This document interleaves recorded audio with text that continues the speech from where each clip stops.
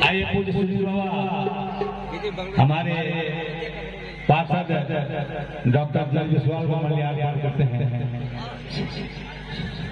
आइए,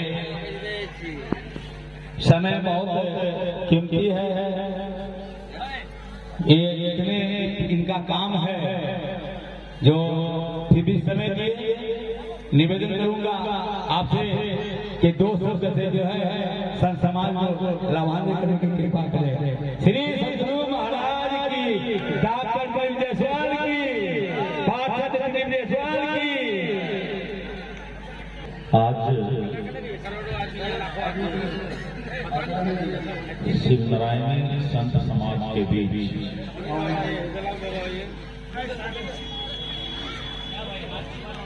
इस सत्संग में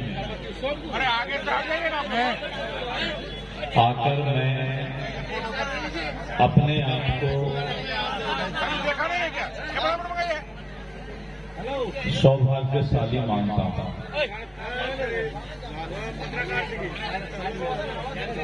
आप सत्संग प्रेमी का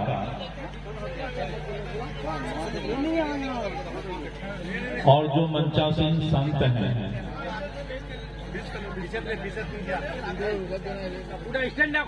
आपका दर्शन करने का मौका मिला, ये भी मेरा सौभाग्य है। सत्संग एक ऐसा जगह है जहां पर इंसान निराकार हो जाता है।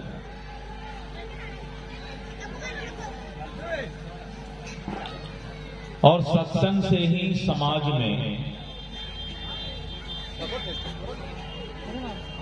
संस्कार का निर्माण होता है।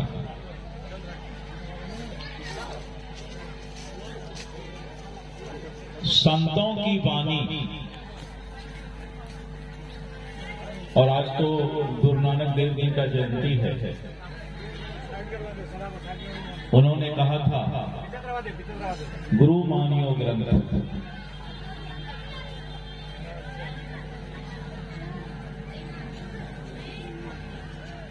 संतों के मुख से निकला हुआ शब्द इंसान के जीवन को बदल देता है। कैसे सुख की प्राप्ति हो,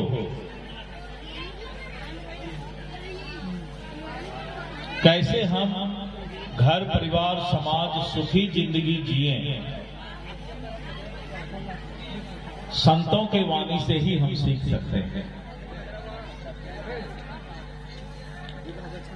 कलयुग में अब भगवान राम, भगवान कृष्ण,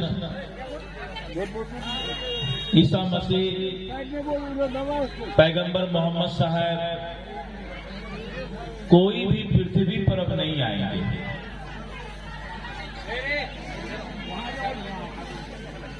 अब कलयुग में इस मानव जीवन का खेवनहारा संत ही होते हैं, नाविक।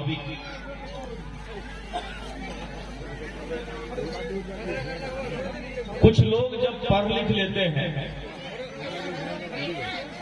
बड़े आदमी बन जाते हैं, उनको लगता है सत्संग में जाके क्या होगा।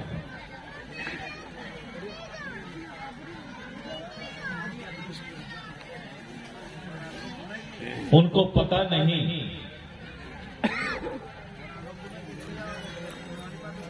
कि संतों की वाणी में ही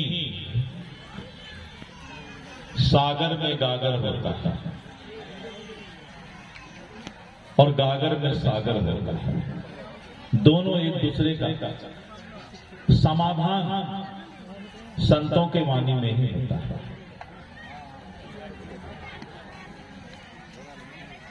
आज दुनिया किस ओर जा रहा है पता नहीं।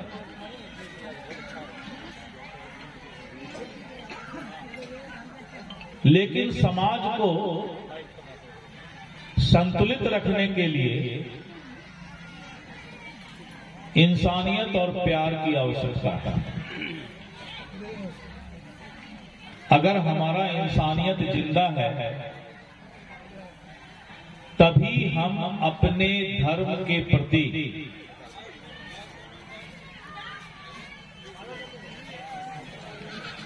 समर्पित हो सकते हैं। सिर्फ धार्मिक होना संस्कार नहीं, धर्म के साथ साथ उनके बताए हुए रास्तों पर चलना संस्कार है। हम दिन भर खूब अच्छी अच्छी बातें कर ले, भगवान का पूजा कर ले, लेकिन अगर हमारा मन साफ नहीं है, लोभ और प्रपंच में हम फंसे हुए हैं, तो कितना भी बड़ा आदमी हो जाए हम कभी भी सुखी जीवन नहीं जी सकते।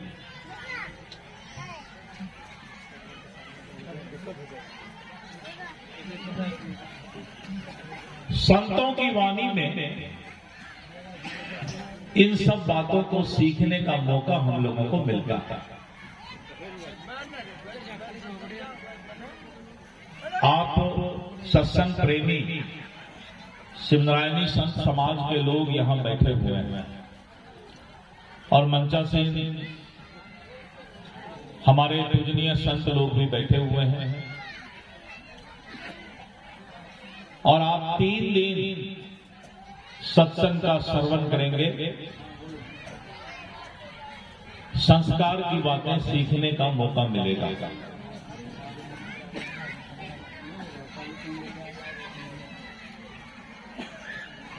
लेकिन एक चीज ध्यान रखिए, आप सब कुछ बदल सकते हैं, अपना पड़ोसी नहीं बदल सकते। सब कुछ बदल सकते हैं, अपना पड़ोसी नहीं बदल सकते। जो आपके घर के बगल में घर बना के रह रहा है उसको आप नहीं बदल सकते। रोज सुबह शाम पड़ोसी से मुलाकात होना ही है। तो जब पड़ोसी बदल नहीं सकते, पड़ोसी ही सुख दुख में हमारा साथ देने में सक्षम होता है, क्योंकि सबसे नजदीक उसी का घर होता है, तो क्यों नहीं उससे अच्छा रिश्ता बना के रखें।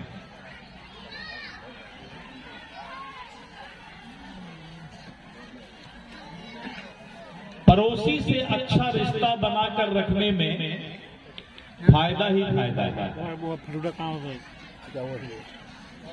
लेकिन कहिएगा हमारा पड़ोसी तो बहुत बदमाश है, कैसे हम रिश्ता बनाए?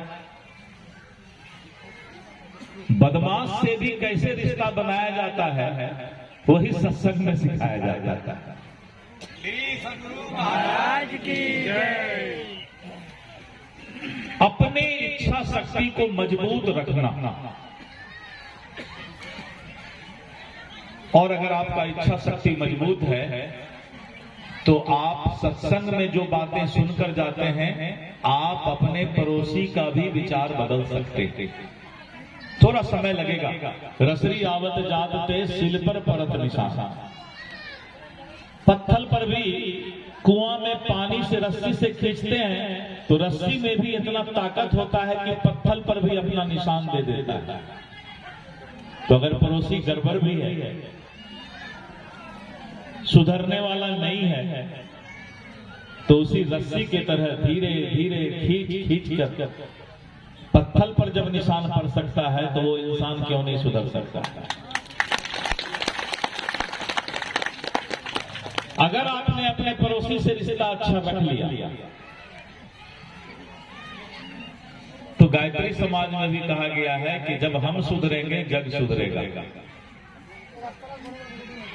पड़ोसी से रिश्ता, और इंसान को दूसरे को सुधारने की बहुत आवश्यकता नहीं है। भाई साहब ये मीडिया वाले लोग, भाई साहब आप लोग इधर आ,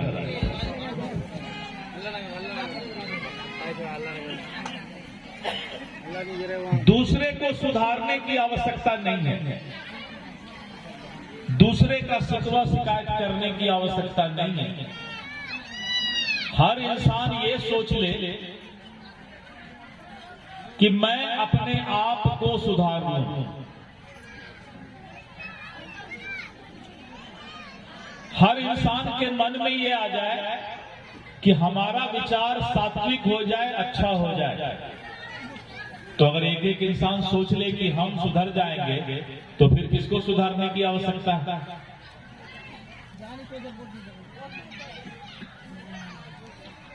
हर वक्त इंसान को अपने अंदर ही गलती ढूंढने की जरूरत है। अगर आप अपने गलती को अपने आप में ढूंढने का तरीका सीख लेंगे तो आपसे सुंदर और अच्छा इंसान कोई भी नहीं होगा। हम लोग कहते हैं, यहाँ का आईना को क्या बोलते हैं जिसमें चेहरा देखते हैं? आईना या दर्पण? शीशा। यहाँ क्या बोलते हैं गांव में? आईना। जिंदगी भर आईना पोंछता रहा, आईना को जिंदगी भर साफ करते रहे, बाद में पता चला कि चेहरे पर ही धूल था। जिंदगी भर आईना साफ करता रहा कि चेहरा अच्छा दिखाई पड़े, लेकिन बाद में पता चला कि चेहरे पर ही धूल था। अगर अपने आप में कोई कमी रह जाएगी तो आईना कितना भी साफ कर लें उसमें चेहरा साफ नहीं दिखाई पड़ेगा। हे मानव, अपने आप की सफाई कर लो। और सत्संग से अच्छा कोई जगह नहीं है, शिवनारायणी संत समाज से कोई अच्छा जगह नहीं है जहां इंसान अपने आप को साफ कर ले। सब गंदगी यहीं उतार के चले जाइए और अच्छाई साथ लेकर जाइए। भगवान शिव भी क्या किए थे? जब अमृत मंथन किए थे तो सभी विष को पी लिया था उन्होंने और अमृत समाज के लिए छोड़ा था। तो संत समाज भी आपका विष उतारते हैं, आपके अंदर की गंदगी निकालते हैं, हम लोग के अंदर की खराबी निकालते हैं, मोह माया छल प्रपंच निकाल करके सत्संग सुनने के बाद हम लोग को घर भेजते हैं। है ना अच्छा चीज? लेकिन सत्संग में जब भी बैठिए तो शरीर और मन, यानी तन और मन दोनों यहां होना चाहिए। ये नहीं कि घर में आटा सानना है, रोटी बनाना है, चूल्हा जलाना है। अच्छा, घर पर कुछ लोग होगा वो गुस्सा में होगा, इतना देर सत्संग में क्या करते हो जाके, जल्दी आते, भूख लगा है। अलग अलग तरह का किस्म का आदमी है, उसको क्या पता कि सत्संग में अमृत में तैरने का काम हो रहा है। लेकिन घर में जो बैठा है उसका तो गुस्सा तेवर चल रहा है कि हमारी बहन, हमारी माँ गई है 1 घंटा से, वहां क्या कर रही है। तो सत्संग में जब भी बैठना चाहिए तन और मन दोनों एक साथ रहना चाहिए। कहीं की बात उस समय दिमाग में नहीं आना चाहिए, तभी आप अच्छे बातों को ग्रहण कर पाएंगे।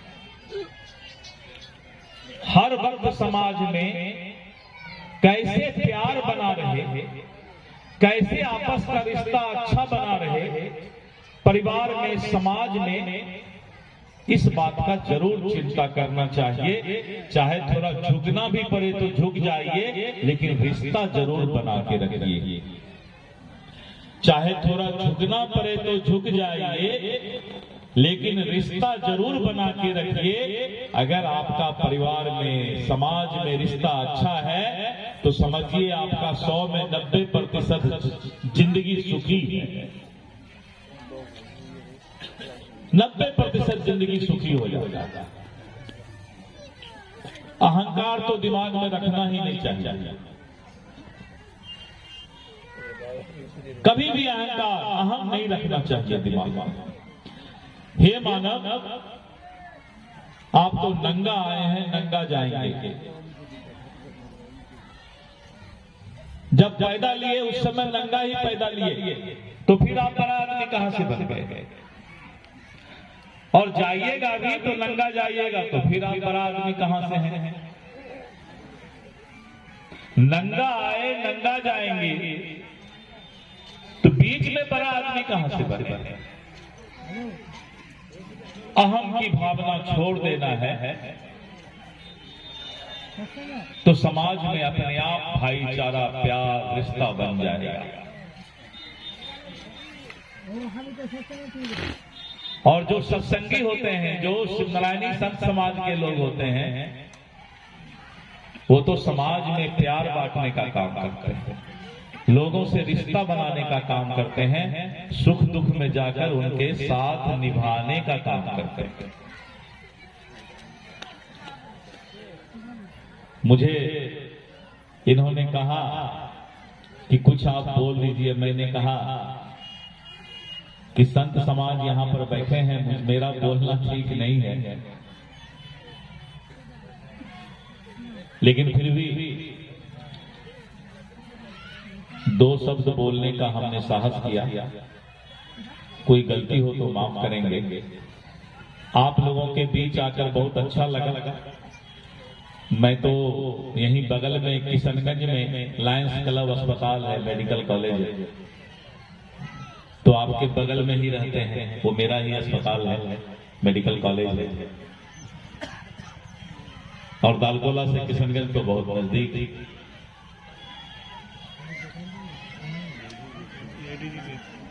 तो बीच बीच में कभी कभी कुछ लोग अगर जाते होंगे तो मुलाकात होता होगा।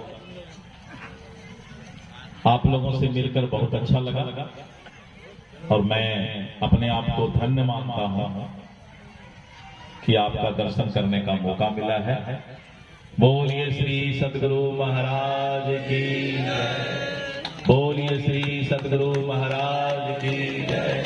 बोलिए श्री सद्गुरु महाराज की जय। आइए